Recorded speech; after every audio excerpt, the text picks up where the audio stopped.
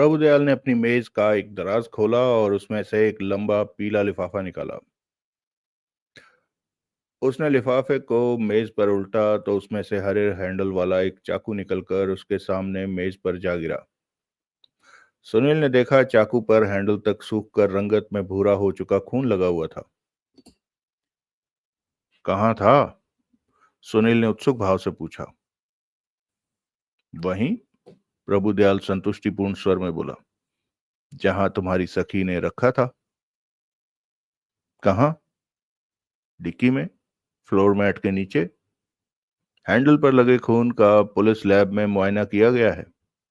खून ओ ग्रुप का पाया गया है जो कि मकतूला का ब्लड ग्रुप है। ओ सबसे कॉमन ब्लड ग्रुप है। आधे से ज्यादा लोगों का ब्लड ग्रुप ओ होता है। रिपोर्टर साहब, कत्ल कोई 150 नहीं हुए हैं।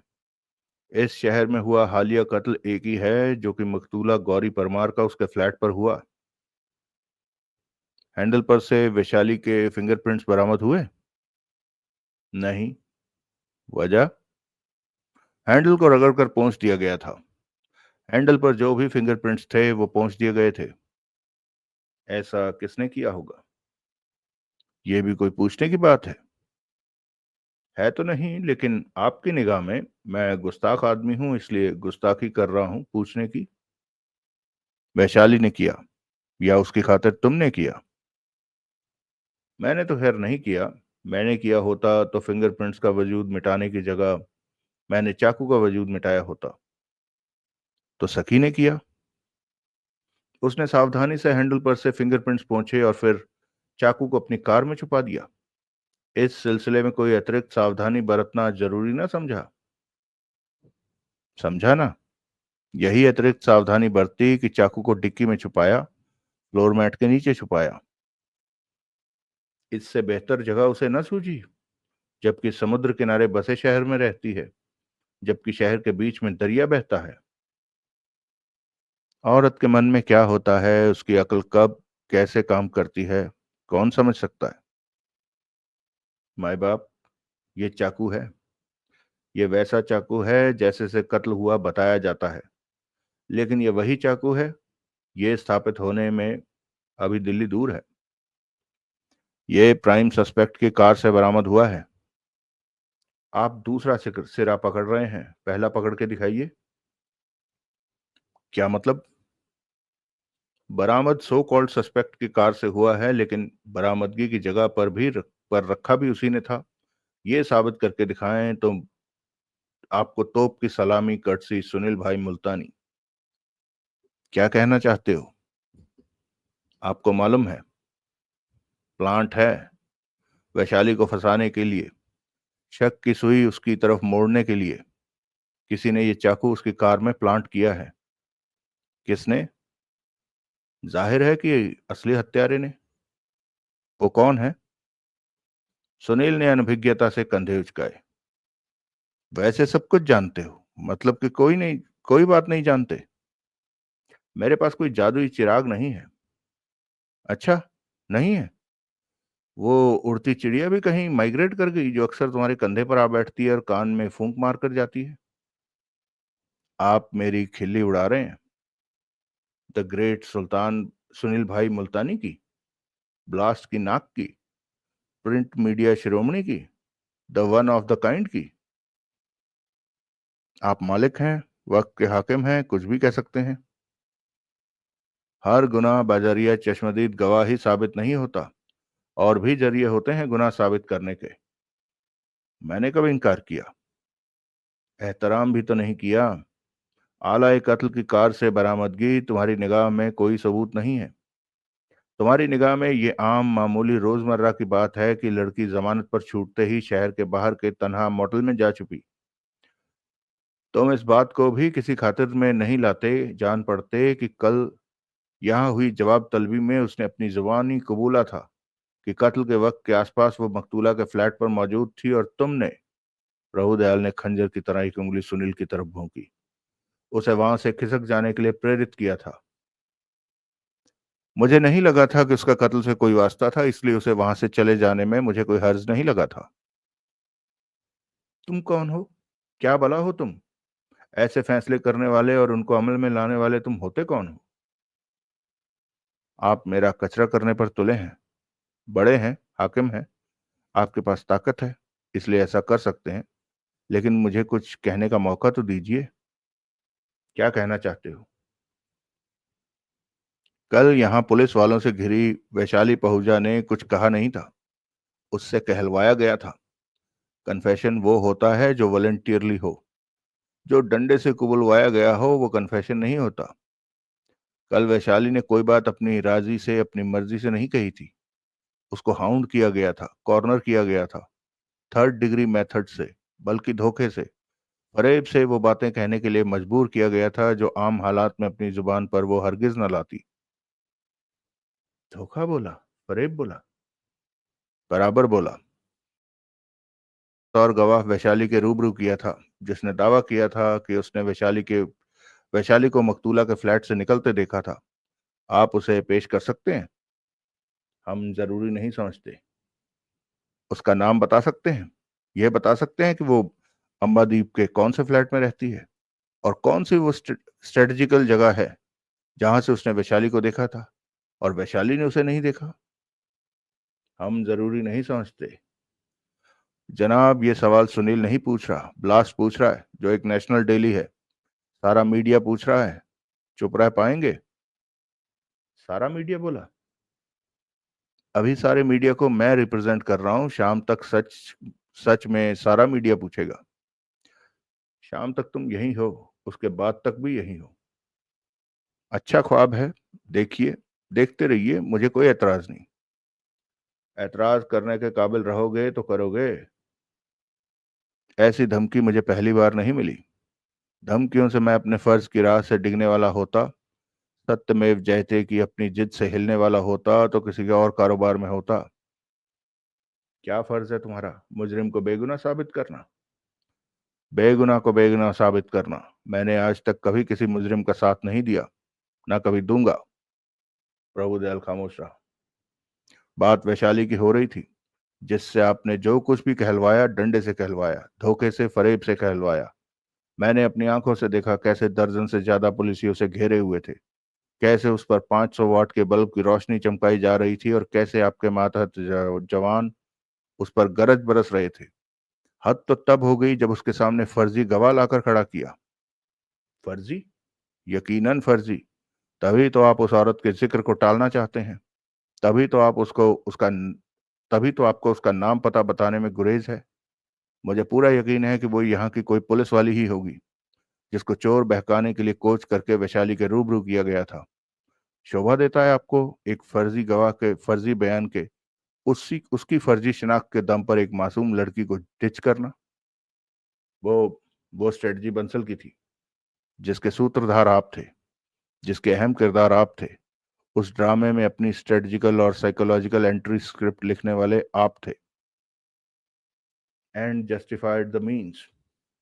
लिहाजा आप कबूल करते हैं कि उस ड्रामे के रचयिता आप थे और उसे आपके निर्देशन में लड़की के कसबल निकालने के लिए स्टेज किया गया था।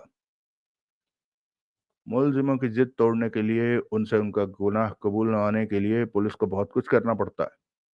रिपोर्टर साहब, जब कत्ल का कोई केस मेरे पल्ले पड़ता है तो मेरा अहम तरीन काम उसको हल करके दिखाना होता है। अपने इस मिशन के तहत पुलिस का हर कदम जायज है। इसलिए आपने जो कदम उठाया, पुलिस की ही किसी मुलजिमा को बतौर चश्मदीद गवाह वैशाली के सामने खड़ा कर दिया। उसके बाद ही तो उसकी जिद टूटी और उसने असलियत बयान की। तभी तो मैंने बोला कि अंत भला सो भला। आपको किसी के खिलाफ नाजायज तरीके आजमाने से कोई गुरेज नहीं।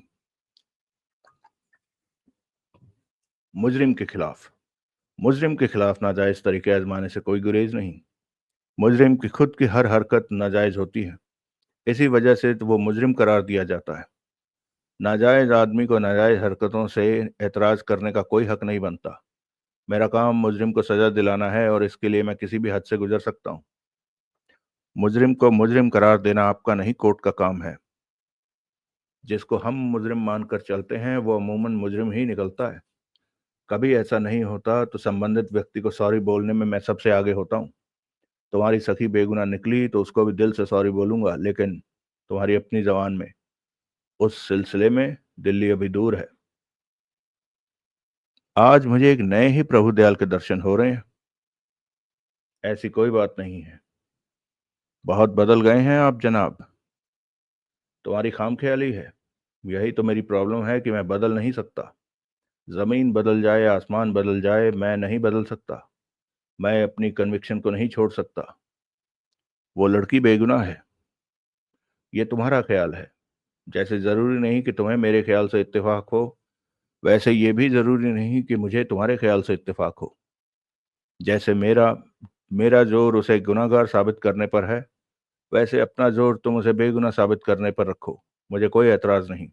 लेकिन पुलिस की लाइन क्रॉस करके नहीं, पुलिस को उल्लू बनाने की कोशिश करके नहीं, पुलिस को गुमराह करने की कोशिश करके नहीं, पुलिस के साथ मैं खिलाड़ी तू अनाड़ी का खेल खेल के नहीं। तुम बड़े जर्नलिस्ट हो, अपने प्रोफेशन की तोप हो, मैं मानता हूं। लेकिन इससे तुम्हें पुलिस की खिल्ली उड़ाने का, उसे बेलिटल करने का लाइसेंस नहीं मिल जाता। पुलिस कर्मियों की कोशिशों का मखौल उड़ाने का, उनको कम करके आंकने का लाइसेंस नहीं मिल जाता। तुम कोई ऐसे प्रिविलेज पर्सन नहीं हो जिस पर कि मुल्क का कायदा कानून न लागू होता हो। कानून सबके लिए बराबर है। किसी गुनाहगार को महज इसलिए नहीं बख्शा जा सकता कि उसका स्टेटस खास है या उसका प्रोफेशन खास है। ये वार्निंग तुम्हारे लिए है।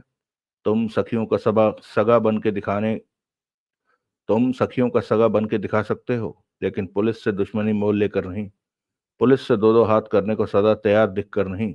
समझे?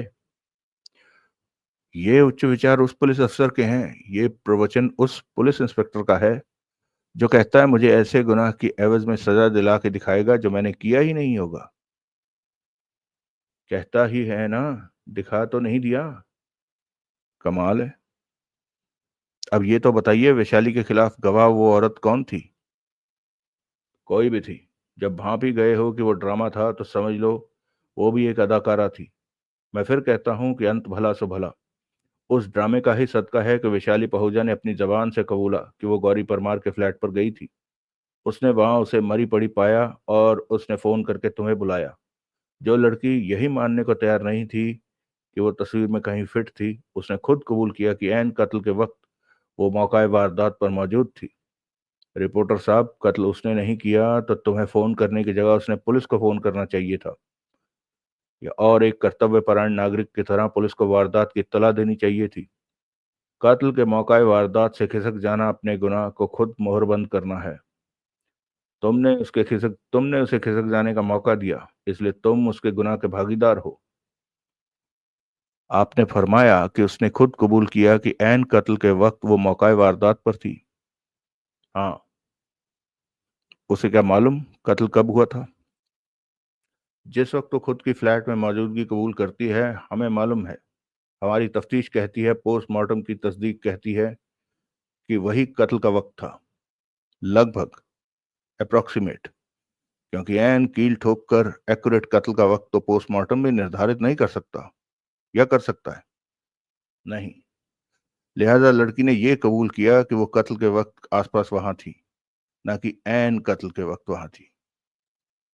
हाँ। ये कबूल करना कि ऐन कत्ल के वक्त वो कहाँ थी, ये तो कबूल करना होता कि या तो वही कातिल थी या कत्ल उसकी मौजूदगी में हुआ। हाँ। कत्ल उसकी मौजूदगी में हुआ वाली बात बात को तो आप खातिर में लाएंगे नहीं, क्योंकि फिर आपको ये मानना पड़ेगा कि कातिल वो नहीं कोई और है, जो फिलहाल आप मानने के मूड में नहीं। आगे बढ़ो। आगे ये कि कातिल अगर वो थी, तो क्या ये बात उसने अपनी जुबानी कबूल की? कोई कातिल करता है? अपने हाई फाई ड्रामे को अपने हाई फाई ड्रामे का आपको इतना मान था, जिसकी वजह से उसने इतना कुछ कबूल किया, तो फिर असल बात क्यों ना कबूल की? क्योंकि मीडिया ने आकर भांजी मार दी। माई बाप, मीडिया का एक खास वक्त पर वहां धावा बोल देना आप लोगों का ही प्री प्लान था। टाइम एलिमेंट में चूक हो गई, लेकिन जो तब ना हो सका, अब होगा। अब वो कत्ल किया होना भी जुबानी कबूल करेगी। बहुत यकीन से कह रहे हैं? हाँ, बहुत यकीन से कह रहा हूं। मैं आपकी कामयाबी की दुआ करूंगा। अपनी सलामती की भी दुआ करना, क्योंकि अगर उस लड़की ने अपना गुनाह कबूल कर लिया, तो तुम्हारा मुकाम भी उसके आसपास ही कहीं होगा। To aid and abet a criminal is a crime. मुजरिम की उसके जुर्म में मदद करना भी जुर्म होता है। Sir, I will cross that bridge when I reach it. मैं अभी कुछ और पूछ सकता हूँ? पूछो। इजाजत है? अब लिख के दूं? कमिश्नर से एंडोर्स करा के दूं? नहीं, ऐसे ही ठीक है।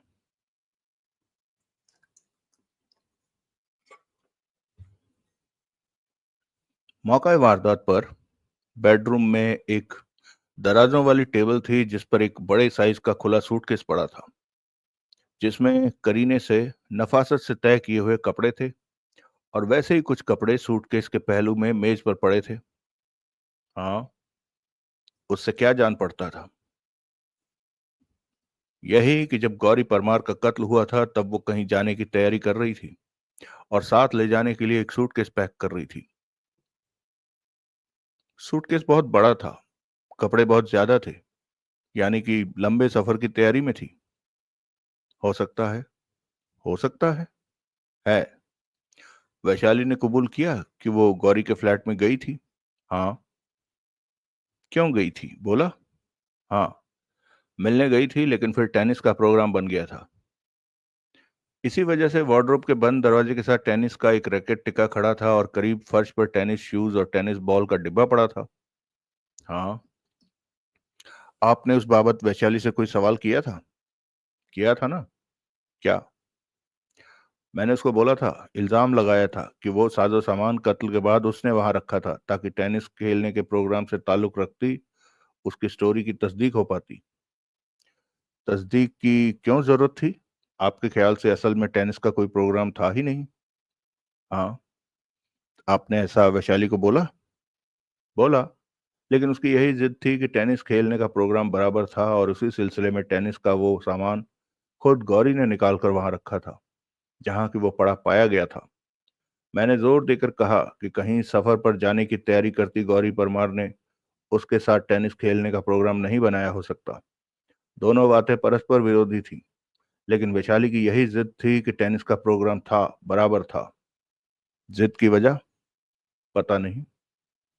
चिट्ठी की बाबत क्या बोली? चिट्ठी जो गौरी परमार ने उसे लिखी थी और बाजरिया कुरियर उसे मिली थी, वो चिट्ठी मिली होने की हामी भरी? भरी। चिट्ठी दिखाई? नहीं।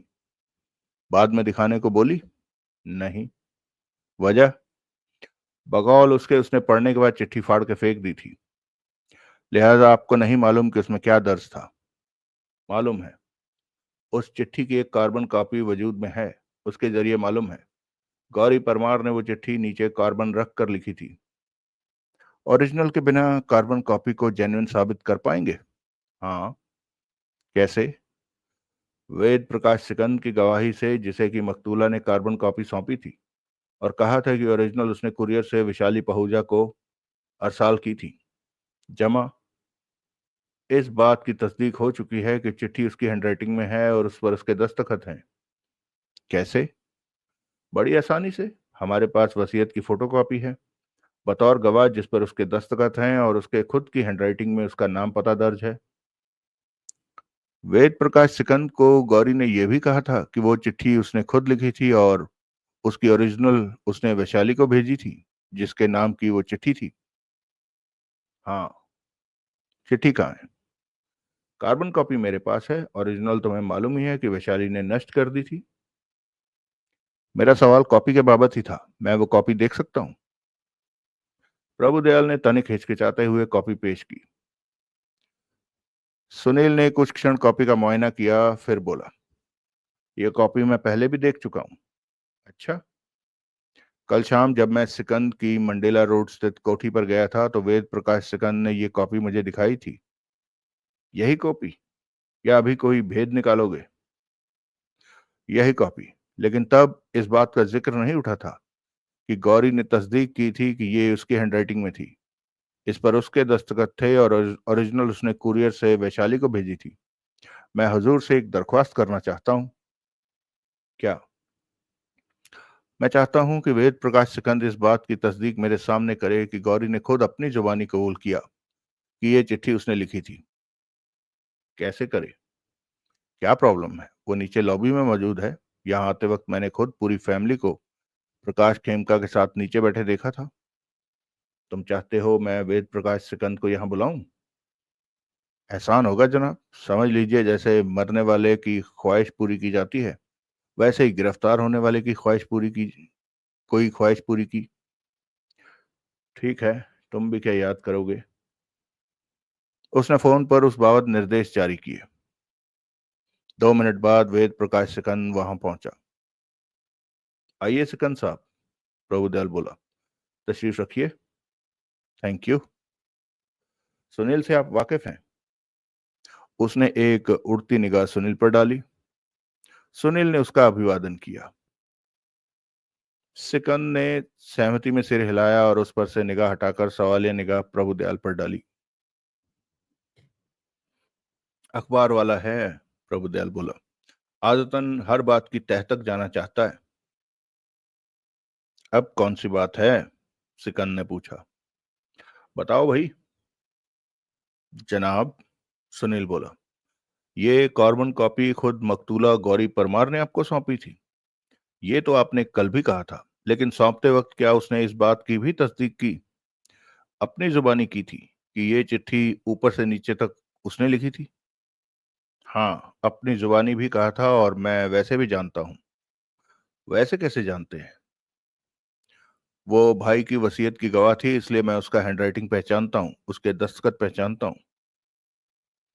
ये बात उसने आपको कल सुबह बताई थी और कॉपी आपको सौंपी थी, जबकि आप उससे मिले थे। हाँ। उसके फ्लैट पर। हाँ। वहां कहाँ? बेडरूम में? ड्राइंग रूम में। गेस्ट को ड्राइंग रूम में ही रिसीव किया जाता है। जरूरी तो नहीं। मसलन आपने कल मुझे अपनी कोठी के ड्राइंग रूम में नहीं, लाइब्रेरी में रिसीव किया था। बेडरूम में नहीं। ऐसा करते तो कौन एतराज करता? तुम मतलब की बात करो। Yes sir. आपका कहाँ जहां आपका कहा जहां तक मुझे याद पड़ता है, मेरे ख्याल से सुबह 8:15 बजे आपकी गौरी से उसके फ्लैट पर मुलाकात हुई थी, जबकि उसकी फोन कॉल के जवाब में आप वहां पहुंचे थे। तुम्हारा ख्याल दुरुस्त है। Thank you. गौरी ने आपको बुलाया था क्योंकि वो आपको उस चिट्ठी के बारे में बताना चाहती थी जो उसने वैशाली को लिखी थी, और उसकी ये कार्बन कॉपी आपको सौंपना चाहती थी। हाँ, और इस बात की तस्दीक करना चाहती थी कि जिस वसीयत पर बतौर गवाह उसने दस्तखत किए थे, जो एक फ्रॉड का नतीजा था, जिसकी बाबत खामोश रहने के लिए, जिस पर अपनी गवाही से न फिरने के लिए उसको 20 लाख रुपए की रिश्वत ऑफर की गई थी और 2 लाख रुपए बतौर एडवांस दिया गया था। फ्रॉड क्या? बकौल उसके भाई को नहीं मालूम था वसीयत में क्या दर्ज था, और उस पर धोखे से उसके दस्तखत लिए गए थे। यानी कि जैसा कि होना चाहिए था, वसीयतकर्ता ने गवाहों की मौजूदगी में वसीयत पर दस्तखत नहीं किए थे। वो कहती थी कि तब निरुपमा पहुजा की बातों में आकर उसने वसीयत पर अपनी गवाही डाल दी थी, लेकिन अब उसे उस बात का पछतावा था, क्योंकि उसे पता लगा था कि उसको अदा की गई रकम उस रकम का हिस्सा थी जो वो एंटीक ज्वेलरी बेचकर खड़ी की गई थी, जो कि निरुपमा पहुजा ने भाई के पास से चोरी की थी। उसकी निगाह में भाई के जेन्युइन और नेचुरल वारिस हम ही थे। मैं, मेरी बहन मनीषा और मेरा भाई जगत प्रकाश ही थे। और जो 2 लाख रुपए की रिश्वत कबूल करने का गुनाह उससे हुआ था, उसकी तलाफी तभी हो सकती थी जबकि वो रकम वो मुझे वारिसों में सबसे बड़े होने की वजह से सौंप देती। तो सौंप दी। हाँ, कार्बन कॉपी के साथ 2 लाख रुपए का चेक भी उसने मुझे दिया था। उस चेक के दस्तखत भी चिट्ठी के दस्तखतों से मिलते थे। बिल्कुल। चेक को बैंक ने गुड फॉर पेमेंट एंडोर्स किया था और यूं दस्तखतों के जेन्युइन होने की तस्दीक की थी।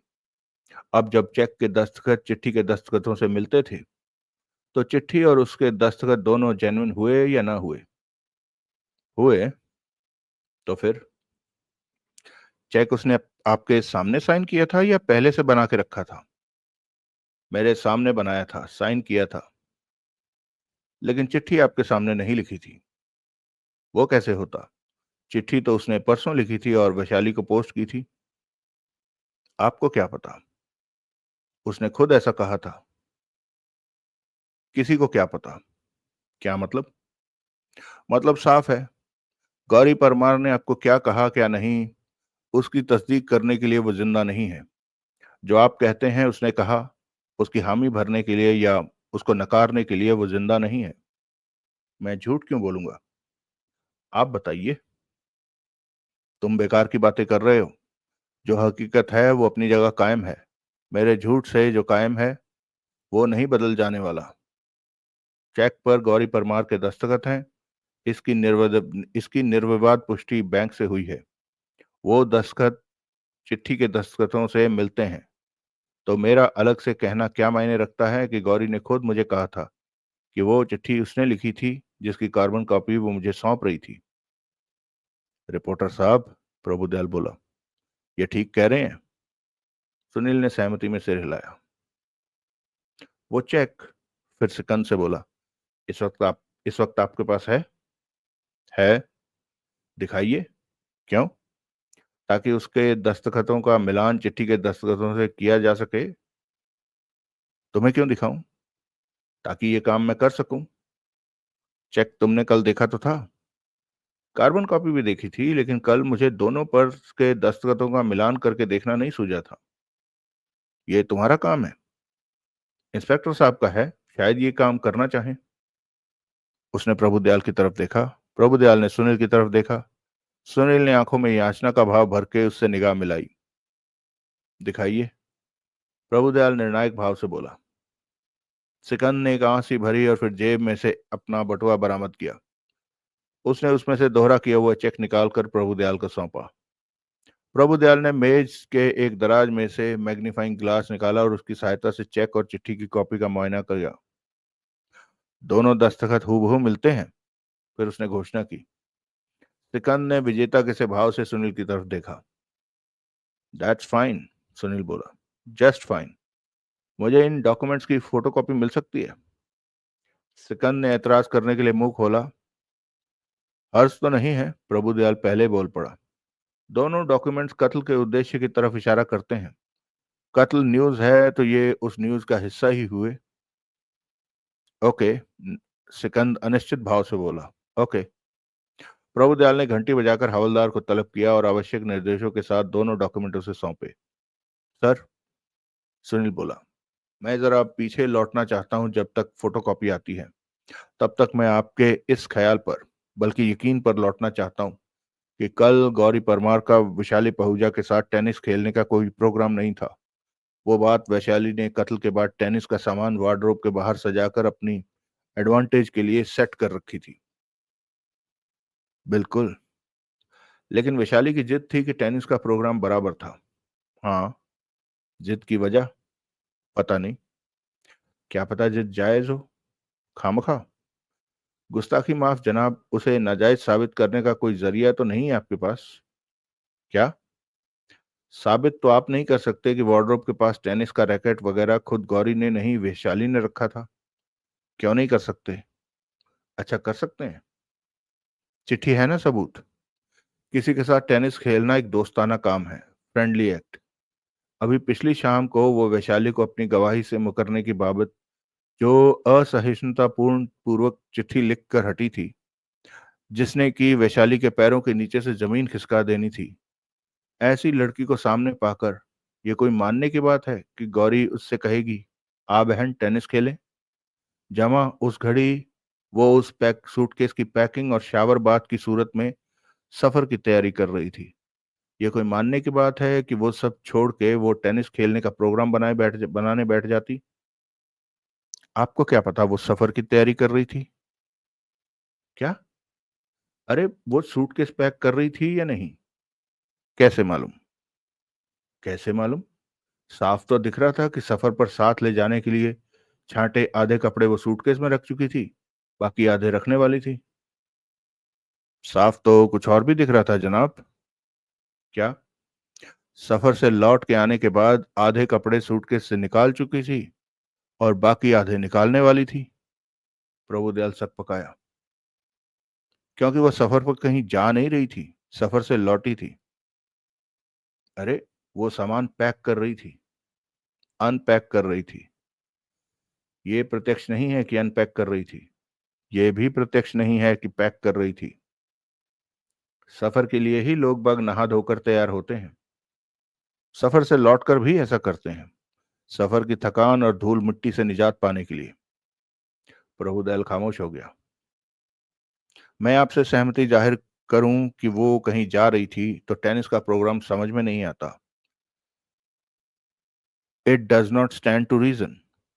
लेकिन कहीं से लौटी थी तो टेनिस का प्रोग्राम समझ में आता है। स्पोर्ट्स एंथुजियस्ट का टेंशन, फटीग या लो मूड से निजात पाने का यही तरीका होता है। अगर आप ये बात कबूल करें तो आपको ये भी कबूल करना पड़ेगा कि गेम के प्रोग्राम के बाबत वैशाली की जिद जायज थी। गेम का सामान वार्डरोब के पास रखकर उसने कोई स्टेज सेट नहीं की थी। गेम की तैयारी में खुद गौरी ने ही वो सामान निकाल कर रखा था। दूसरे, कपड़ों का एग्जैक्ट एक्यूरेट साइज भी यही जाहिर करता है कि वो पैक नहीं, अनपैक किए जा रहे थे। कैसे जाहिर करता है? सुनील ने सविस्तार उस बाबत अपनी वो थ्योरी बयान की जिसकी चर्चा पहले उसके और रमाकांत के बीच हो चुकी थी। ओह!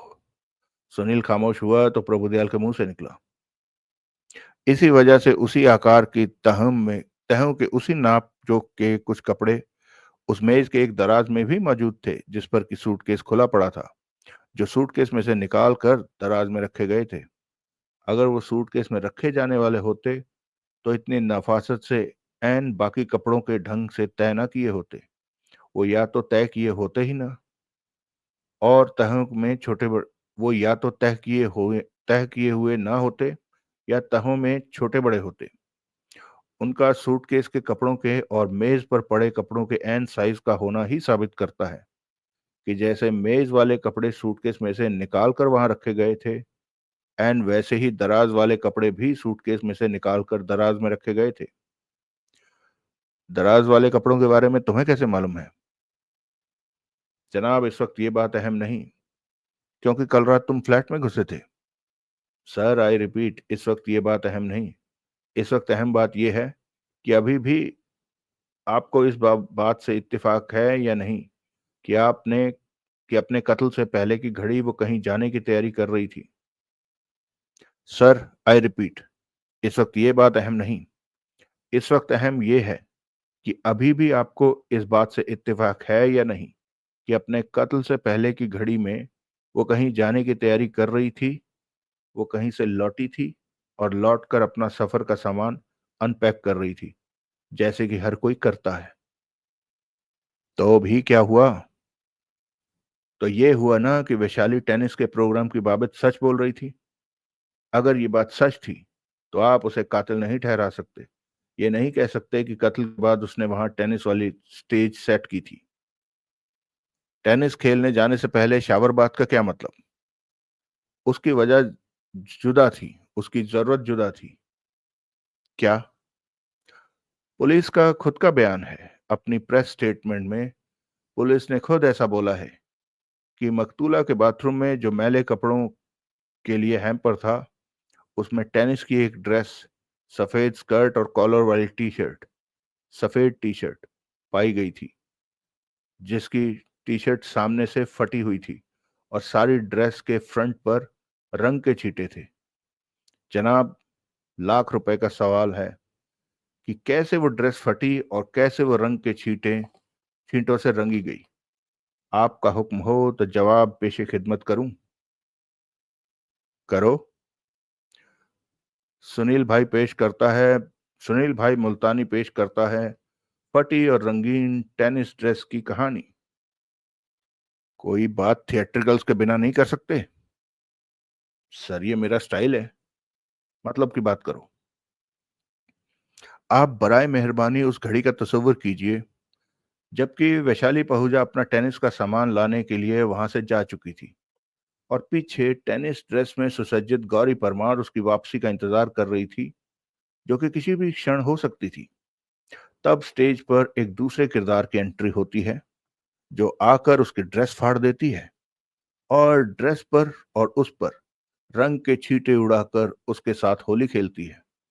उसके अप्रत्याशित आक्रमण से बचने के लिए गौरी परमार दौड़कर बाथरूम में पनाह पाती है और खुद को तब तक बाथरूम में लॉक किए रहती है जब तक कि दूसरा किरदार, उसका हमलावर, वहां से रुखसत नहीं हो जाता, तब क्या उसके लिए ये न्यायोचित नहीं लगता कि वो बिगड़े कपड़ों को तिलांजलि देती और जिस्म से रंग छुटाने की जुगत करती? ये न्यायोचित नहीं लगता कि ड्रेस उतारकर मैले कपड़ों के हैम्पर के हवाले करती और खुद स्नान करती? दूसरा किरदार कौन? Sir, do I have to draw you a diagram? Hmm. वो खंखार कर गला साफ करता सिकंद से बोला, वो फोटोकॉपी। तभी हवलदार लौट आया।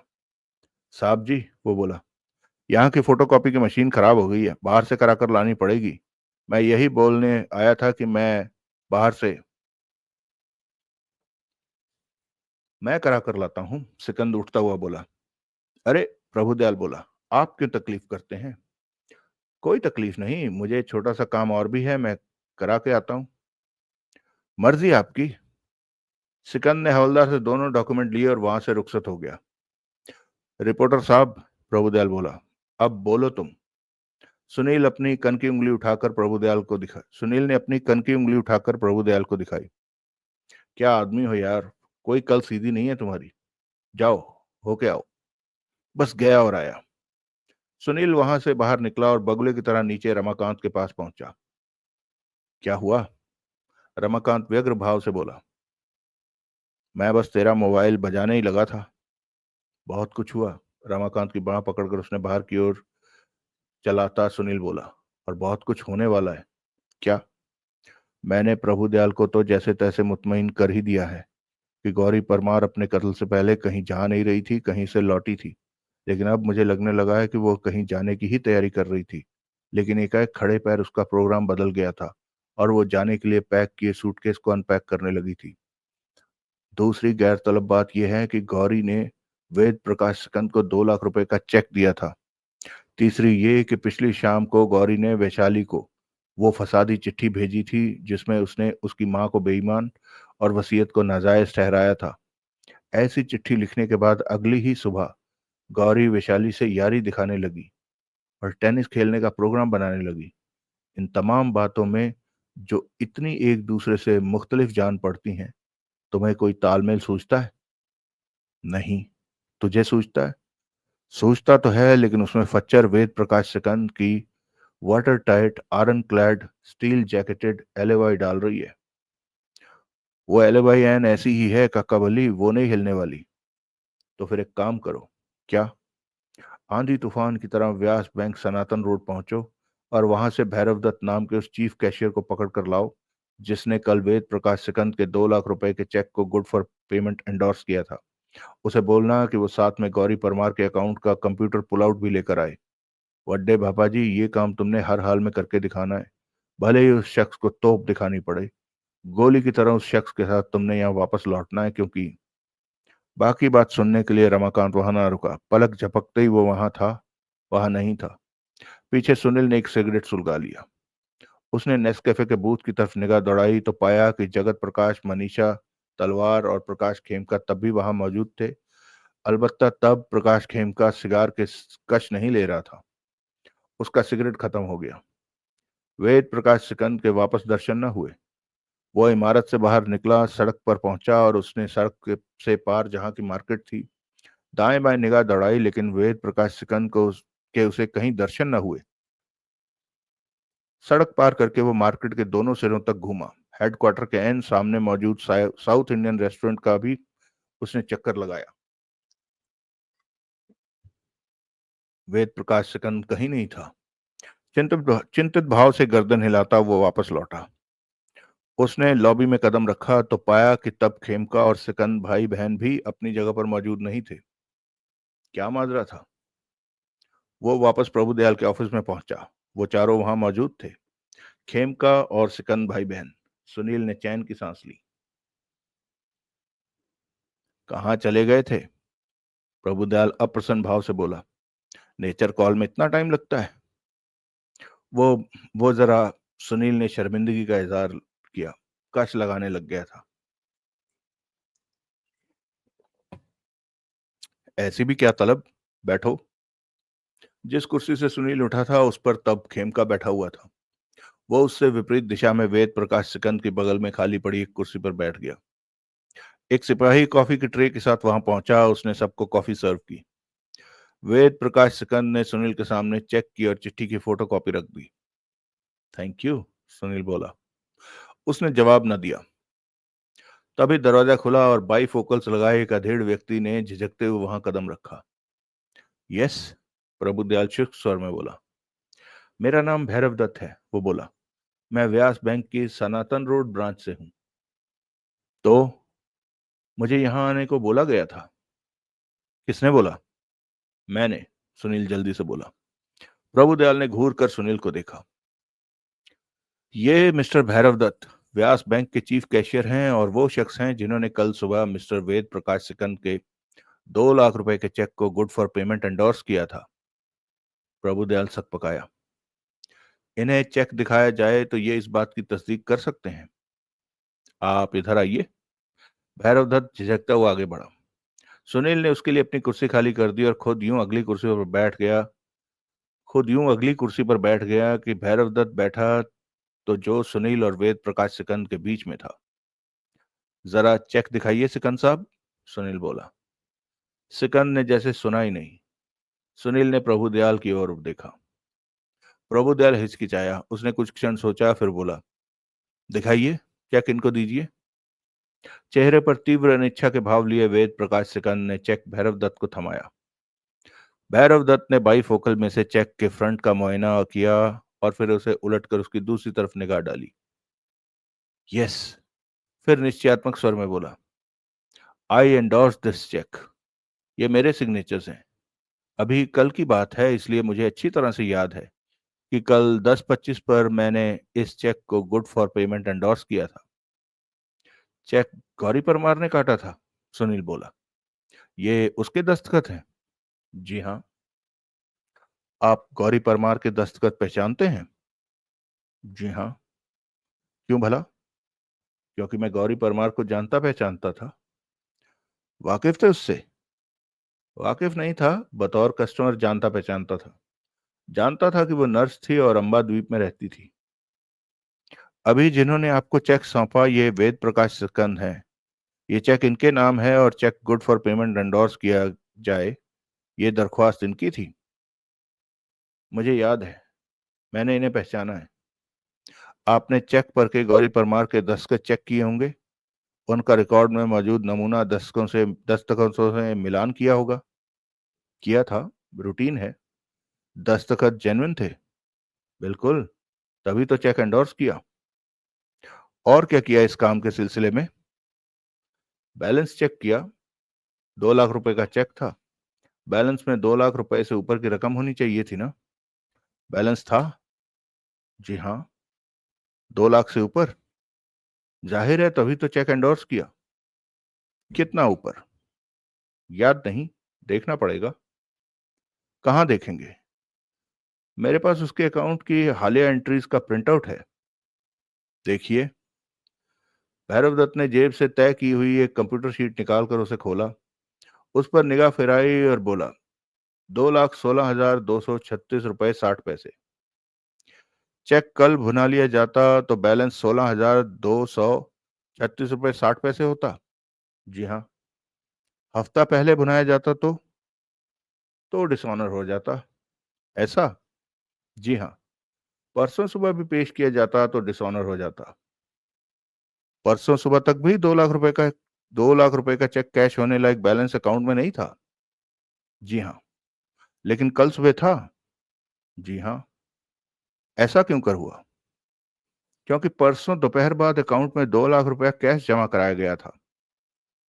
प्रभुदयाल मंत्र मुग्ध सा वो सब सुन रहा था। सुना आपने जनाब? सुनील वेद प्रकाश सिकंद से संबोधित हुआ। हाँ सुना, वो तनिक हड़बड़ा कर बोला। क्यों पूछ रहे हो? एन फिट वक्त पर चेक को एंडोर्समेंट के लिए पेश किया, क्योंकि चेक एन फिट वक्त पर काटा गया। बैलेंस की खबर चेक जारी करने वाले को होती है। It is as simple as that. Yes it is. इसकी पुष्ट पर एक धब्बा है जो कि एक फिंगरप्रिंट है। स्याही से बना अंगूठे का निशान है। तुम्हें मालूम है क्यों है? कल जब तुम कोठी पर आए थे तो मैंने तुम्हें बताया था क्यों है। मैं चेक की पुष्ट पर साइन करने लगा तो बेध्यानी में पेन की स्याही मेरे अंगूठे को लग गई और आगे इस धब्बे की सूरत में छाप चेक पर बन गई थी।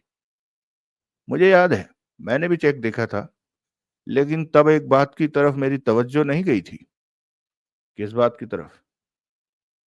चेक के फ्रंट की इबारत की स्याही और इस अंगूठे के निशान की स्याही जुदा है। आपका क्या ख्याल है? मेरा भी यही ख्याल है। ऐसा इसलिए है कि सामने की इबारत फाउंटेन पेन से लिखी गई है और फाउंटेन पेन में दवात में से स्याही भरी जाती है, इसलिए वो फाउंटेन पेन कहलाता है। फाउंटेन जैसा। स्याही दवात से भरकर निकालो तो निब में से स्याही का फवारा छूटता है, लेकिन आप बॉल पॉइंट पेन का इस्तेमाल करते हैं और आपका बॉल पेन जरूर लीक करता था, जिसकी वजह से स्याही बाहर निकली और आपके अंगूठे पर लग गई। ठीक। ठीक, लेकिन मुझे गौरी परमार का नहीं पता वो कैसा पेन इस्तेमाल करती थी। अब पता लगा लीजिए। फाउंटेन पेन की लिखावट में और बॉल पॉइंट पेन की लिखावट में साफ फर्क होता है। फाउंटेन पेन की निब कागज को छूती भर है तो वो लिखने लगता है। बॉल पॉइंट पेन से लिखने के लिए बॉल पर प्रेशर डालना पड़ता है, तभी बॉल घूमती है, उस पर स्याही लगती है और वो लिखता है। फाउंटेन पेन की लिखावट हमलावर होती है क्योंकि निब में से स्याही यूनिफॉर्मली निकलती है, लेकिन बॉल पेन की लिखाई उस पर दबाव की कमी पेशी के मुताबिक हल्की गहरी मोटी पतली होती रहती है। बॉल पेन के स्ट्रोक सॉलिड होते हैं, फाउंटेन पेन के स्ट्रोक सॉफ्ट होते हैं। ऐसा ही होगा भाई। ऐसा है कि मकतूला लिखने के लिए फाउंटेन पेन इस्तेमाल करती थी, लेकिन आपकी प्रेफरेंस बॉल पॉइंट पेन है। आप लिखने के लिए बॉल पॉइंट पेन का इस्तेमाल करते हैं। ऐसा है ना जनाब? हाँ। लेकिन ये चिट्ठी जिसकी ओरिजिनल गौरी परमार ने वैशाली पहुजा को भेजी थी और कार्बन कॉपी बकौल आपको सौंपी थी, बॉल पॉइंट पेन से लिखी गई थी। ये बात कल भी उठी थी और सबने इस बात की तस्दीक की थी कि कार्बन कॉपी इसलिए ओरिजिनल जैसी बनी पड़ी थी क्योंकि चिट्ठी बॉल पॉइंट पेन से लिखी गई थी। आप इस बात से सहमत हैं? जो प्रत्यक्ष है उससे मैं कैसे असहमत हो सकता हूँ? चिट्ठी बॉल पॉइंट पेन से लिखी गई थी। हाँ। आपके? क्या मेरे? आपके बॉल पॉइंट पेन से? खामखा? आपको मेरी बात खामखा जान पड़ती है? तुम्हें खुद क्या जान पड़ती है? सवाल मैंने किया है। मैंने भी किया है। मैंने पहले किया है। क्यों किया है? तुम कौन होते हो सवाल करने वाले? पूछना बड़ी देर में सूझा। वो खामोश रहा। पत्रकार होता हूँ, अपनी सुधी पाठकों का प्रतिनिधि होता हूँ, तथ्यों को उजागर करना और पाठकों की जानकारी में लाना जिसका धर्म है। पढ़े निभाते रहो अपना धर्म, मेरे पीछे क्यों पड़े हो? धर्म निभाने के लिए। जाओ निभाओ। सारा शहर पड़ा है, सारा हिंदुस्तान पड़ा है, सारी दुनिया पड़ी है। ठीक है, लेकिन आप तो यहाँ। रिपोर्टर साहब, एकाएक प्रभुदयाल बोला। सर, इधर मेरी तरफ देखो। Yes sir. क्या कहना चाहते हो? यही कहना चाहता हूं कि परवाने को अब पता है कि चिराग कहाँ रोशन है। साफ बोलो, क्या पता है तुम्हें अब? ये पता है कि ये बड़े महंत परसों गौरी परमार के फ्लैट पर गए थे, उससे मिले थे और इन्होंने ये चिट्ठी, जिसकी कार्बन कॉपी यहाँ मौजूद है, लिखने के लिए गौरी परमार को 2 लाख रुपए की नकद रिश्वत दी थी। चिट्ठी इन्होंने डिक्टेट कराई थी और गौरी परमार को अपनी हैंडराइटिंग में कार्बन पेपर की सहायता से डुप्लीकेट में लिखी थी। इनके मन माफिक चिट्ठी तैयार हो गई थी तो ओरिजिनल इन्होंने कुरियर से वैशाली पहुजा को भिजवा दी थी, जिसको संबोधित करके चिट्ठी लिखी गई थी, और कार्बन कॉपी चिट्ठी भेजी गई होने का सबूत के तौर पर चिट्ठी के वजूद को बावक्ते जरूरत स्थापित करने की गरज से अपने पास रख ली थी। ये झूठ है। वेद प्रकाश सिकंद भड़का। बकवास है। 2 लाख रुपए के लालच में गौरी परमार चिट्ठी लिख तो बैठी, लेकिन अगले दिन उसकी अंतरात्मा उसे कचोटने लगी। उसे एहसास होने लगा कि वक्त की कमजोरी के हवाले होकर जो उसने किया था वो ठीक नहीं किया था। लिहाजा कल सुबह उसने इन्हें फोन किया और इनके षड्यंत्र में इनका साथ न देने के अपने इरादे से इन्हें आगाह किया। उसने कहा, कि वो इनका रुपया इन्हें लौटा देना चाहती है। सारा वाकया वैशाली के आगे बयान कर देना चाहती थी। उसके फोन कॉल ने इनके छक्के छुड़ा दिए। ये दौड़े दौड़े गौरी के फ्लैट पर पहुंच गए। उससे मिले और समझाने लगे, दरख्वास्त करने लगे, मुनहार करने लगे कि वो अपने इरादे से बाज आए।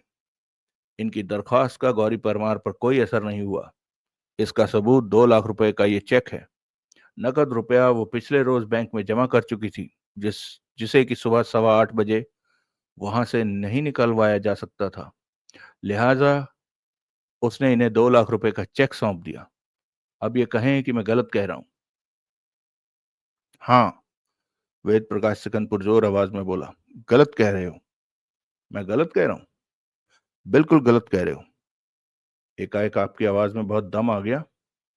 सच्ची आवाज दमदार ही होती है। मुझे आपकी बात से मुकम्मल इत्तेफाक है जनाब। शुक्र है। वजह तो पूछ लीजिए कि क्यों इत्तेफाक है। वजह कोई हो, मेरे लिए इतना काफी है कि तुम्हें अकल आ गई। शायद इंस्पेक्टर साहब वजह जानना चाहें। अब तुम खामखा बात को घसीट रहे हो। जब तुम कबूल करते हो कि मैंने ऐसा कुछ नहीं किया तो आपके भाई ने किया था। सुनील खंजर की तरह एक उंगली उसकी तरफ भोंकता हुआ बोला। जनाब जगत प्रकाश सिकंद साहब ने। क्या? कल सवेरे गौरी परमार से मिलने उसके फ्लैट पर आप नहीं, आपका भाई पहुंचा था। जगत प्रकाश सिकंद पहुंचा था। यह आदमी पागल है। आपके कोट के ऊपर की जेब में पेन दिखाई दे रहा है, जरा मैं देख सकता हूँ? मशीनी अंदाज से उसने पेन निकालकर सुनील की तरफ बढ़ाया। फिर एकाएक उसे कुछ सूझा। उसने हाथ वापस खींचा, लेकिन सुनील पहले ही झपट कर पेन उसकी उंगलियों में से निकालकर अपने अधिकार में कर चुका था। सुनील ने पेन का ढक्कन खोला। ये तो, वो बोला, बॉल पॉइंट पेन नहीं है। ये तो पार्कर का फाउंटेन पेन है, जिस पर आपका नाम भी एम्बोस्ड हुआ है। मेरा बॉल पेन दूसरे कोट में रह गया होगा, या शायद मैंने वो किसी को दिया था और वापस लेना भूल गया, या शायद कहीं खो गया था। ठीक से कुछ याद नहीं। बस इतना याद है कि कुछ अरसे से मेरा बॉल पेन गायब है। हो जाता है ऐसा, सहानुभूति दर्शाता सुनील बोला। कोई बड़ी बात नहीं। तुम ऐसा समझते हो तो समझता हूं ना, तभी तो बोला। Thank you. आप कहते हैं कि चेक की पीठ पर यह धब्बा आपके अंगूठे से बना है। मैं क्या अकेला कहता हूं? कल तुमने भी तो इस बात की तस्दीक की थी। कल आप लोगों ने मुझे जो विस्की पिलाई थी वो बहुत पावरफुल थी। एक पैग से ही मुझे 5 पैग का नशा हो गया था। इसलिए मेरा कल का कोई जजमेंट काबिल एतबार नहीं है। अब हाथ कंगन को आरसी क्या? आप जरा अपने दाएं अंगूठे की छाप मुहैया कराइए, फिर देखते हैं कि वो चेक वाली छाप से मिलती है या नहीं। ये बात गैर जरूरी है। क्यों गैर जरूरी है? आपका मुतवातर पुरजोर पुरस्रार दावा है कि चेक की पीठ पर छपा फिंगरप्रिंट आपके अंगूठे का बना है। मेरा उतना ही पुरजोर पुरस्रार दावा है कि चेक पर प्रिंट आपके अंगूठे से नहीं बना। आप अभी इस घड़ी बाय एक्चुअल एक्सपेरिमेंट मुझे झूठा करार क्यों नहीं देते? मैं झूठा साबित हुआ तो क्या इंस्पेक्टर साहब मुझे बख्श देंगे? मैं क्या जानता नहीं कि मैं कहाँ बैठा हूँ, या आप नहीं जानते कि आप कहाँ बैठे हैं? ये मेरे अंगूठे का निशान है, वो चिल्लाया, और तुम इस बात से बखूबी वाकिफ हो। माय डियर सर, ये नहीं है आपके अंगूठे का निशान। तो और किसके अंगूठे का निशान है? आपके भाई के, जगत प्रकाश सिकंद के। अगर आपको अपने अंगूठे के निशान चेक कराने से परहेज है, तो जो नतीजा आपके निशान से निकलना है वो आपके भाई साहब के दाएं हाथ के अंगूठे के निशान से भी निकल सकता है। जगत प्रकाश जी, मैं आपसे दरख्वास्त करता हूं कि। अरे अरे, कहाँ जा रहे हैं आप? रुकिए जरा, सुनिए तो सही। जगत प्रकाश ना रुका। कुर्सी पर से उछलकर उठ खड़ा हुआ। वो बगुले की तरह दरवाजे की तरफ लपका। प्रभुदयाल ने कॉल बेल बजाई। पलक झपकते दरवाजा खुला और जगत प्रकाश के पीछे बंद हुआ। प्रभुदयाल फोन उठाकर उसका प्लंजर ठकठकाने लगा। पीछे बाकी सब लोगों को जैसे सांप सूंघ गया था। तभी एकाएक दरवाजा खुला और जगत प्रकाश को अपनी दोनों बाहों में की गिरफ्त में दबोचे उसे लगभग उठाए रमाकांत ने भीतर कदम रखा। दौड़ा जा रहा था, हाफता सा वो बोला। पुलिस हेडक्वार्टर से। हौसला देखो माँ, ये वेदा। हुजूर, माई बाप। सुनील उठकर सिर नवाता बोला। कृपा निधान, बंदा नवाज, गरीब परवर, अपने मुजरिम का आदाब कबूल फरमाइए। तब तक टेंशन से धनुष बने प्रभु दयाल के होठों के कोरों पर हल्की सी मुस्कुराहट आई और उसने अपने शरीर को कुर्सी पर ढीला छोड़ दिया। चीयर्स, रमाकांत बोला। सीन बदली हो गया है। चीयर्स, सुनील बोला। जब तक जीते रहें पीते रहें, जब तक पीते रहें जीते रहें। मैं पैग तेरा ले लूं, तू पैग मेरा ले ले, मैं भी पीऊं तू भी पिए। शाबाशे, वड्डियां उम्रा कैसे कर लेते हैं यार। सुनील हंसा। हेडक्वार्टर गया था गिरफ्तार होने या गिरफ्तारी से बचने की जुगत कराने। वहां पासा ही पलट दिया, खेल ही खत्म कर दिया, पुलंदा ही बांध दिया। तेरी जबान में प्रभु दयाल के घोड़े का और केस का। कैसे जाना कि चेक की पीठ पर जो अंगूठे का निशान था वो जगत प्रकाश सिकंद के दाएं हाथ के अंगूठे का था। तू तो कहता था कल उन लोगों ने साबित करके दिखा दिया था कि वो निशान वेद प्रकाश के अंगूठे का था।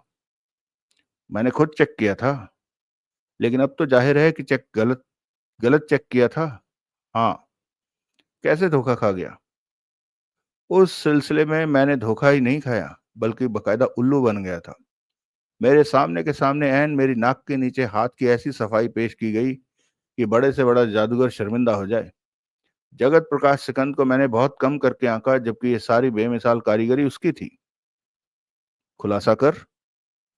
गौरी परमार आदतन हमेशा लिखने के लिए फाउंटेन पेन इस्तेमाल करती थी, जिसमें कि स्याही भरी जाती है और जिसकी लिखावट बॉल पेन पेन की लिखावट से बिल्कुल अलग होती है। इतनी अलग कि बच्चा भी आसानी से फर्क कर सकता है। वसीयत पर गवाही डालते वक्त, अपना नाम पता लिखते वक्त उसने अपना फाउंटेन पेन इस्तेमाल किया था।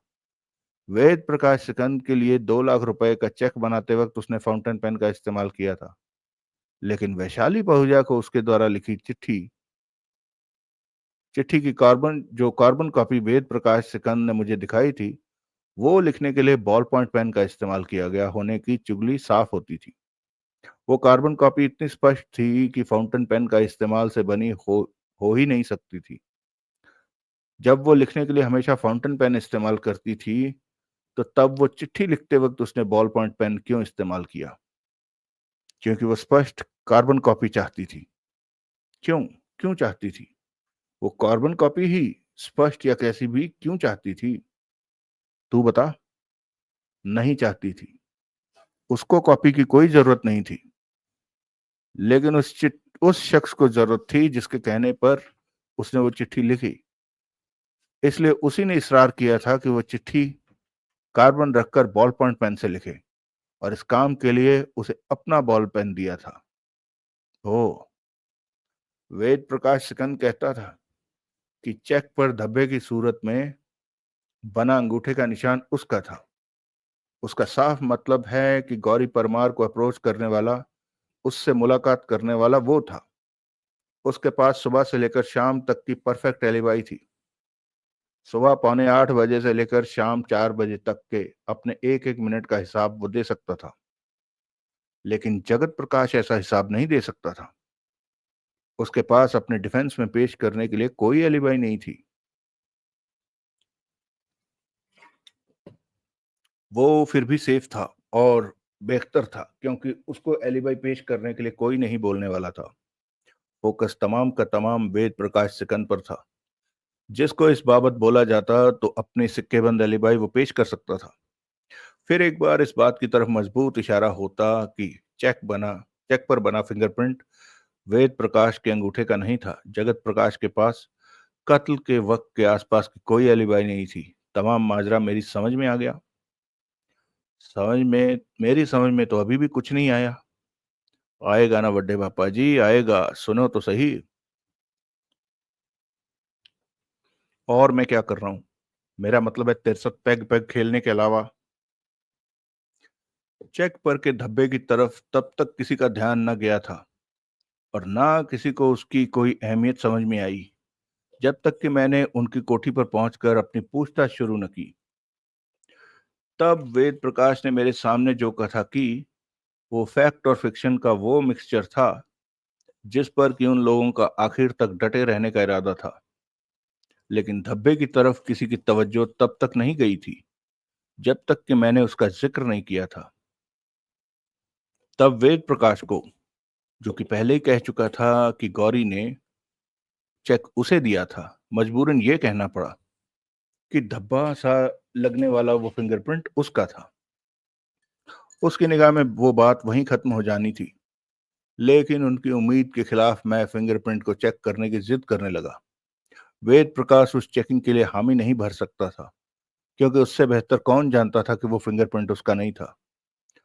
तब वो कुछ कर सकता था तो यही कर सकता था कि वैसी किसी चेकिंग की बात पर भड़क कर दिखाता और मुझे कोठी से गेट आउट होने को बोल देता, जबकि उसका चेकिंग से इनकार करना अपने आप में भारी शक उपजाऊ बात होती। ठीक उस विकट घड़ी में जगत प्रकाश की अकल काम आई, जिससे कि उसने तब काम लिया। उस फिंगरप्रिंट की तरफ तवज्जो दिलाए जाते ही वो समझ गया कि उसके अंगूठे का था। फिर उसने उसको वेद प्रकाश को साबित करके दिखाने के लिए जो करतब किया वो काबिले तारीफ बात है। एन मेरी नाक के नीचे। तुझे पता ना लगा कि वो कोई करतब कर रहा था? जरा भी नहीं। जबकि तू वटा 30 मार खां बनता है। उस वक्त तो बड़ा 30 मार खां जगत प्रकाश ही था, जो उस बाजीगरी को अंजाम दे सका। क्या किया? जो जिद मुझे करते होना चाहिए था वो उसने शुरू कर दी कि मेरी तसल्ली के लिए, बल्कि सबकी तसल्ली के लिए, वेद प्रकाश को अपने फिंगरप्रिंट्स चेक किए जाने से इंकार नहीं करना चाहिए था। उसे अपनी उंगलियों की छाप दे देनी चाहिए थी, ताकि उनका मिलान चेक पर बनी छाप से किया जा पाता। उस सिलसिले में वो उठकर दूसरे कमरे में गया और एक स्टैम्प पैड और एक कोरे कागज के साथ वापस लौटा। उसने सहज स्वाभाविक ढंग से कागज मेरे सामने लहराया, ताकि मैं देख पाता कि वो दोनों तरफ से कोरा था, लेकिन असल में था नहीं। नहीं था। रमाकांत संभल कर बैठा। वो कैसे? वो कागज को अपने दाएं हाथ के अंगूठे और उंगली के बीच थामे था। किसी को कोरा कागज दिखाना हो तो उसे ऐसे ही थामा जाता है। ठीक, लेकिन यूं वो 100% तो नहीं दिखाई देता। क्यों नहीं दिखाई देता? कहाँ दिखाई देता है? जहां एक तरफ अंगूठा होता है वहां से कहां दिखाई देता है? जहां दूसरी तरफ उंगली होती है वहां से कहां दिखाई देता है? क्या मतलब है तेरा? मतलब साफ है। कागज उठाकर लाने से पहले उसने अपने दाएं हाथ के अंगूठा स्टैंप पैड की स्याही से रंग लिया और तब उस अंगूठे और उंगली के बीच कागज थामा था। यूं कागज की नुमाइश करके उसने स्टैंप पैड के साथ वेद प्रकाश के लिए उसे एक दीवार के साथ लगी मेज पर रखा, तो उसके दाएं हाथ के अंगूठे का निशान उस कागज पर, जो उसने सबको दिखाया था कि कोरा था, पहले से ही मौजूद था। ओ रे रबदा ना, एनी चालाकी। एन मेरी नाक के नीचे। कागज और स्टैंप पैड मेज पर रख के वो ड्रिंक्स का इंतजाम करने के बहाने से वहां चला गया। बहाने? असल में क्या करना चाहता था? अपने अंगूठे पर लगी स्याही पोंछना चाहता था, उसका वजूद मिटाना चाहता था, अपनी करतूत का सबूत मिटाना चाहता था। और क्या करना चाहता था? फिर इस स्टेज तक वेद प्रकाश को कोई आइडिया नहीं था कि उसका भाई किस फिराक में था, लेकिन उसे उम्मीद थी कि वो बाद में ऐसा कुछ करने वाला था जिससे कि फिंगरप्रिंट्स के मिलान की नौबत ना आती। ये बात ना होती तो ऐसे किसी मिलान की जिद करने में वो सबसे आगे ना होता। झिझकता हिचकता वेद प्रकाश टेबल पर पहुंचा। उसने कागज पर निगाह डाली, उस पर अंगूठे का निशान पहले से बना पाया तो वो तमाम माजरा समझ गया। चैन की सांस लेते हुए तब उसने कागज पर 10 की जगह अपनी 9 उंगलियों की छाप उतार दी। यूं कागज जब मुझे सौंपा गया तो मैंने उस पर 10 उंगलियों के निशान छपे पाया। मैंने उनका मिलान चेक पर बनी छाप से किया तो पाया कि वो कागज पर बने दाएं हाथ के फिंगरप्रिंट में से अंगूठे से ऐन हूबहू मिलता था। लिहाजा मैंने कबूल किया कि चेक पर बना प्रिंट वेद प्रकाश सिकंद के दाएं हाथ के अंगूठे का था, जबकि असल में वो जगत प्रकाश के दाएं हाथ के अंगूठे का था। वेद प्रकाश ने कागज पर 9 छाप यूं छोड़ी कि 10वीं छाप वो बन जाती जो कागज उसके हाथ आने से पहले कागज पर मौजूद थी। Exactly exactly। बल्ले भाई। एक बार मुझे ये बात सूझने की देर थी कि फिर बाकी बातें आसान थी। अपने शक को तस्दीक करने के लिए मैंने प्रभुदयाल के ऑफिस में वेद प्रकाश को अपने दाएं अंगूठे की छाप फिर चेक कराने को बोला, तो उसने उसे गैर जरूरी करार देकर इनकार कर दिया। मैंने वही दरख्वास्त जगत प्रकाश के सामने दोहराई तो वो उठ के भाग गया। चोर का दिल छोटा। बिल्कुल। भाग के कहाँ जाता। रिफ्लेक्स एक्शन था। वहां से निकल पाता तो सोचता। कमरे से निकला था तो सीधा मेरी छाती से आकर टकराया। सॉरी बोलने की जगह मुझे धकियाने लगा तो मुझे भी शक हो गया। मैंने थाम लिया। कमाल किया। वो तो मैं करता ही रहता हूं, तू कथा आगे कर। रबदा ना लेके। अब और क्या बाकी है। जो बाकी है वो ही उचर। गौरी परमार नर्स थी और नर्स की तनख्वाह ऐसी नहीं होती कि उसके सेविंग अकाउंट में लाखों रुपए मौजूद हों। लेकिन अगर सिकंद बंधुओं की उसे 2 लाख रुपए एडवांस में मिला होने की बात सच थी तो उसके अकाउंट में परसों वैशाली की को चिट्ठी लिखने से बहुत पहले 2 लाख रुपए से ज्यादा का रकम होनी चाहिए थी। लेकिन बैंक में 2 लाख रुपए की रकम तो उसने परसों दोपहर बाद जमा कराई थी। इसका मतलब साफ था कि वह उसे सिकंद बंधुओं के दावे के अनुसार आगे 18 लाख और मिलने के वादे के साथ वैशाली पहुंचा से हासिल नहीं हुई थी। इसके अलावा और किसकी दिलचस्पी गौरी परमार को ऐसी रकम से नवाजने की हो सकती थी। सिकंद भाई बहनों की। बिल्कुल। उनमें से किसी ने गौरी को वो रकम दी थी और उसकी एवज में उससे डुप्लीकेट में वो चिट्ठी लिखवाई थी जिसकी ओरिजिनल वैशाली को भेज दी गई थी और कॉर्बन कॉपी उन्होंने अपने पास रख ली थी। क्यों। ताकि किसी वजह से ओरिजिनल प्रकाश में न आ पाती तो वो लोग कार्बन कॉपी पेश कर पाते। इसी वजह से गौरी को बॉल पॉइंट पेन से चिट्ठी लिखने के को बोला गया ताकि कार्बन कॉपी एन ओरिजिनल जैसी स्पष्ट बन पाती। ठीक। गौरी किसी कमजोरी किसी लालच के हवाले परसों तो उनकी बातों में आ गई। जैसी चिट्ठी उसे कहा गया उसने लिख दी। वैशाली को कुरियर से भेज दी। कार्बन कॉपी सिकंद बंधुओं को सौंप दी और हासिल हुआ 2 लाख रुपए जाके अपने बैंक के खाते में जमा करा दिया। लेकिन बाद में उसे पछतावा होने लगा। एहसास होने लगा कि वक्ती लालच के हवाले होकर उसने जो किया था गलत किया था। लिहाजा सवेरा होते ही उसने मंडेला मार्ग का फोन खड़खड़ा दिया और बोला कि वो 2 लाख रुपए की रकम लौटाना चाहती है। भावनाओं के आवेग में उसने ऐसा भी कुछ कहा होगा कि वैशाली को वो असलियत बताने का भी निश्चय किए बैठी थी। कमली माई अभी। यूं तो अपना डेथ वारंट खुद साइन करने वाली बात हुई। उस फोन कॉल के नतीजे के तौर पर मंडेला मार्ग पर फौरन उसके कत्ल की योजना तैयार की गई जिसके तहत वेद प्रकाश ने अपने लिए सिक्केमंद एलिबाई गढ़नी थी और जगत प्रकाश ने भगत सिंह मार्ग जाकर गौरी परमार से मिलना था। वहां जाके उसे पता लगा कि गौरी के पास उससे उसे लौटाने के लिए नकद रकम नहीं थी क्योंकि वो उसने पिछले रोज बैंक में जमा करा दी थी। नतीजतन गौरी परमार की जिद पर उसे रकम का चेक कबूल करना पड़ा। जगत प्रकाश ने वो चेक अपने पास क्यों रखा, फाड़ के क्यों ना फेंक दिया। दो ही जवाब मुमकिन है। या तो उसकी माली हालत यूं नुकसान उठाने की इजाजत नहीं देती या लालच ने सताया। जमा उसकी रकम उसकी निगाह में उसने ऐसी फुल प्रूफ योजना तैयार की थी कि उसका उनमें से किसी का कुछ नहीं बिगड़ने वाला था। इसलिए 2 लाख रुपए का नाहक गम खाना गैर जरूरी था क्योंकि उसने तो चेक की ऐसी कहानी सेट की थी कि वो उन लोगों के खिलाफ जाने की जगह उनके हक में जाती और वैशाली पहुंचा के खिलाफ जाती जिसने कि रिश्वत के वादे के जरिए एक गवाह का ईमान खरीदने की कोशिश की थी। लेकिन गवाह ने ऐसी सचित्रता दिखाई कि रकम दिवंगत श्री प्रकाश सिकंद के स्वाभाविक वारिसों को सौंप दी। गुड फॉर पेमेंट की एंडोर्समेंट क्यों करवाई। क्योंकि चेक काटने वाला उसके कैश होने से पहले अगर मर जाए तो चेक इनवैलिड हो जाता है। उसकी पेमेंट हासिल नहीं की जा सकती। वो नौबत आने से पहले ही चेक, क्योंकि बैंक से गुड फॉर पेमेंट एंडोर्स करा लिया गया, इसलिए उस चेक का दर्जा तो कैश जैसा हो गया। बैंक का उसे गुड फॉर पेमेंट करार देना एक तरह से उसे उसके कभी भी भुगतान का वादा था। मुझे शक है तेरी इस बात पर। भाई उन लोगों ने ऐसा समझा। अब हकीकत क्या है ये तफ्तीश का मुद्दा है जिसकी तुम समझते हो कि इस वक्त कोई जरूरत है नहीं। तो फिर क्या। ये बात खत्म। तू आगे अब कहानी बढ़ा। आगे जगत प्रकाश ने गौरी परमार से चेक हासिल किया और उसे वेद प्रकाश को सौंप दिया ताकि वो बैंक जाकर उसे कैश करा लाता। उसका खुद का इरादा मौका ताड़ कर गौरी के फ्लैट में वापस लौटने का था, ताकि वो वैशाली को हकीकत बताने के काबिल न रहती, और ऐसा उसका मुंह हमेशा के लिए बंद कर देने से ही हो सकता था। मालको, चेक तो वेद प्रकाश सिकंद के नाम था। जगत प्रकाश की मुनहार पर ऐसा था क्योंकि वो बात भी उनकी स्कीम का हिस्सा थी, और वेद प्रकाश के लिए परफेक्ट एलिबाई सेट करने का काम आने वाली थी।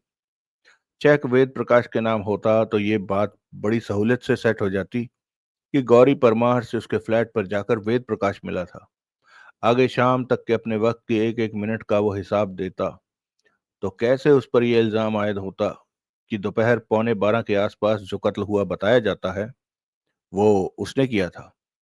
उसकी एलिबाई के तहत ही चेक वेद प्रकाश के नाम होना जरूरी था, और उसको लेकर उसका बैंक पहुंचा होना जरूरी था, जहां उसने चेक को कैश कराने की जगह उसे गुड फॉर पेमेंट एंडोर्स कराया।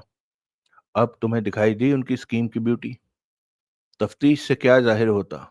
ये जाहिर होता कि गौरी ने सुबह फोन वेद प्रकाश को किया, जबकि उसने जगत प्रकाश को किया। कौन दावा करता, या गौरी या जगत प्रकाश? गौरी दावा करने के लिए इस दुनिया में रही नहीं, जगत प्रकाश ऐसा कहता क्यों?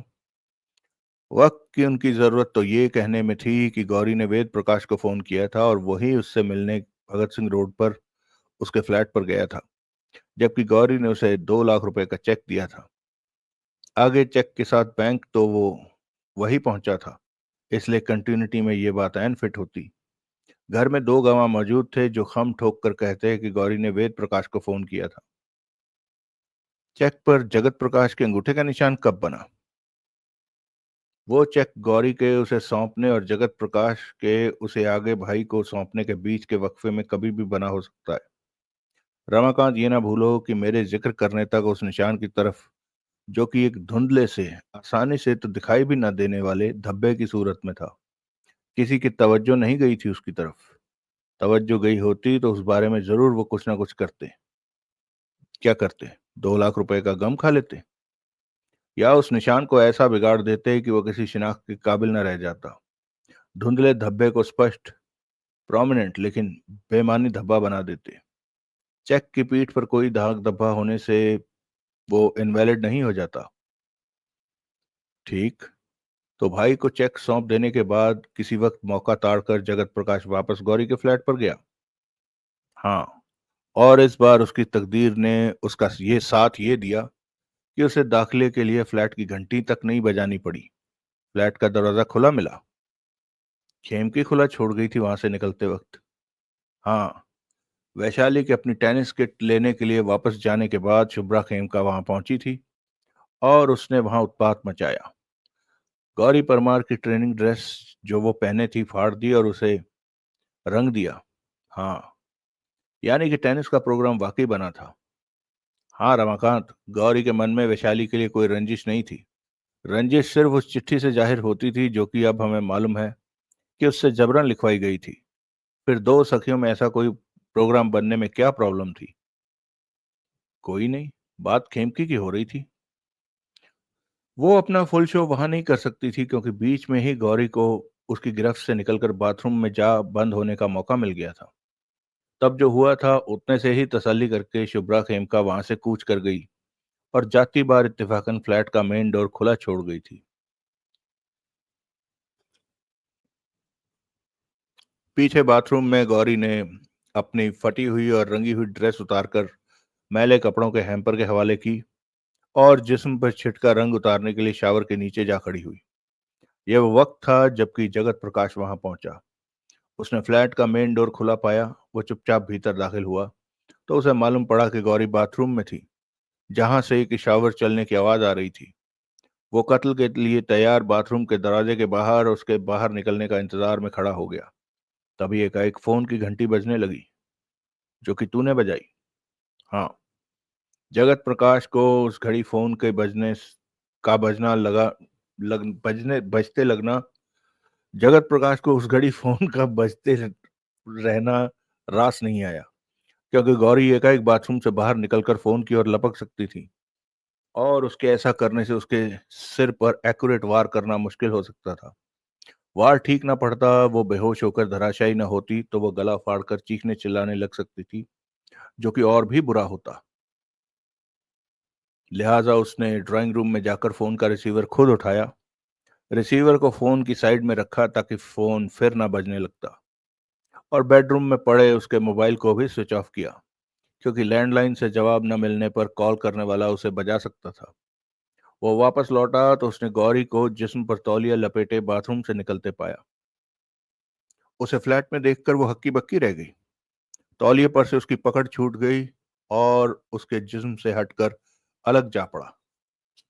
तब शायद उसने घूमकर बाथरूम में वापस घुस जाने की कोशिश की, लेकिन जगत प्रकाश ने छलांग मारकर उसके सिर पर पहुंच गया और उसने उसके सिर पर किसी भारी चीज से भरपूर भरपूर वार किया, जिसकी वजह से वो औंधे मुंह फर्श पर जा गिरी। तब उसने उसकी पीठ में चाकू का ऐसा वार किया कि जो मूठ तक पीठ में घुस गया। चाकू को वापस खींचा, फिर फ्लैट के मेन डोर को वैसे ही खुला छोड़कर, जैसे कि वो उसे मिला था, वहां से रुखसत हो गया। वदिया सिगरेट के बारे में क्या कहता है? वो जरूर गौरी तब पी रही थी जब शुभ्रा खेमका वहां पहुंची थी। शुभ्रा के साथ हुई हाथापाई के दौरान वो सिगरेट फर्श पर जा गिरी। जहां गिरा था वहीं पड़ा सुलगता रहा और खत्म हो गया। सिगार? वो जगत प्रकाश पी रहा था जबकि वो वहां पहुंचा था। अब हमें मालूम है कि वो रेगुलर सिगार स्मोकर था, इतना कि सिगार बॉक्स पास रखता था। वो वहां कत्ल करने आया था, इसलिए टेंशन से निजात पाने के लिए और शांत बने रहने के लिए उस घड़ी उसका सिगार के कश लगाते होना समझ में आता है। आता है मेरे वीर। मैं तो टेंशन में हूं तो चेन स्मोकर बन जाता हूं। वही तो। चाकू? आला कत्ल वैशाली पहुंचा की कार में कैसे पहुंच गया? जाहिर है किसी ने पहुंचाया। किसने? जगत प्रकाश ने। और किसने? आला कत्ल कातिल के अलावा और किसके पास होता? कब? कभी भी।